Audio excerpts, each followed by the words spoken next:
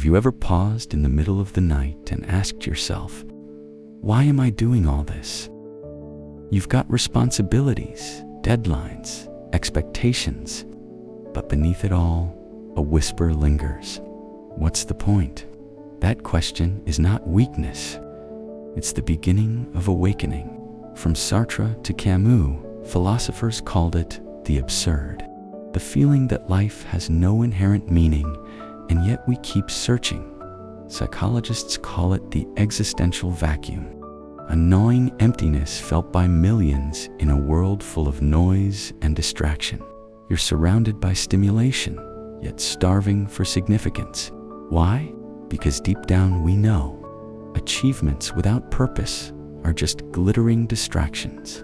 Viktor Frankl, the Holocaust survivor and psychiatrist, said, when a person can't find a deep sense of meaning, they distract themselves with pleasure, scrolling, binging, shopping, performing, not because we're lazy, but because we're lost. Psychologically, humans crave coherence. A story we tell ourselves about why we exist, a role that makes our pain worthwhile, a reason that makes our suffering meaningful. Without it, anxiety isn't just a condition, it's a signal from your soul saying, you're drifting. Some argue that science makes life meaningless, but that's wrong. Science tells us how we exist. Philosophy and meaning tell us why we should care. The same atoms that burn in stars burn in your body. You're not separate from the universe. You are the universe becoming aware of itself. Carl Sagan once said, we are a way for the cosmos to know itself. And if the universe gave you consciousness, shouldn't you use it to create something beautiful? The truth? There is no one cosmic purpose handed to you. There is no voice from the sky that says, you were meant to be a painter or you were born to heal. But meaning is crafted in the way you love, in the way you choose courage over comfort, in the way you decide to stay kind, even when life isn't. You don't need to change the world. You just need to change someone's world, even your own. Strip away your job title, your Instagram bio, your cultural tags and roles. Who's left? That silence you hear when you sit still. That is you, not the persona, not the performance, but the pulse underneath it all. Most people are so busy living a version of life they were told to live, they never dare to write their own. We are living in a time where distraction has become the new addiction, not because we lack focus, but because we're terrified of meeting our true selves in silence. Every scroll is an escape. Every noise is a barrier between us and our inner voice. Psychologists say the average person now switches tasks every 47 seconds, not because we must, but because we've lost the muscle of stillness. And in that chaos, something essential is being lost. The ability to reflect, to ask, what am I even doing with my life? We confuse motion with meaning. We tick boxes, chase deadlines, conquer to-do lists. But stop and ask yourself, are you moving or are you merely being moved? This is not productivity. This is a performance of purpose. Real purpose isn't urgent. It's not loud.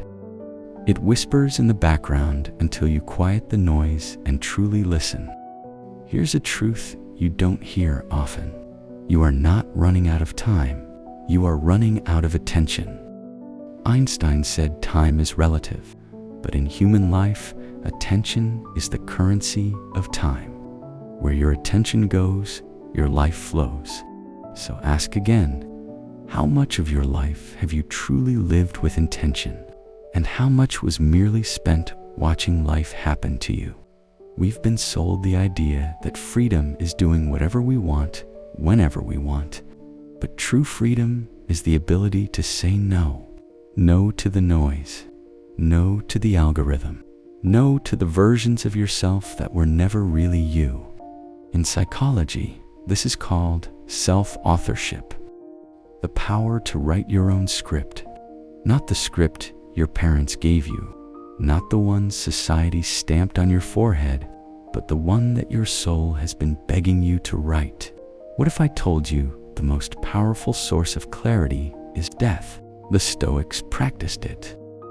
Existentialists wrote books on it, and modern science agrees. Contemplating death increases your focus, empathy, and sense of urgency, because the moment you realize life is finite, you stop wasting it on things that don't matter. You begin to live not just for success, but for significance. Despite all your knowledge, all your logic, all your hustle, there's one question that still haunts every intelligent mind. Why am I here? This is not a question with a Google-able answer. It is a question meant to be lived, not solved, but experienced.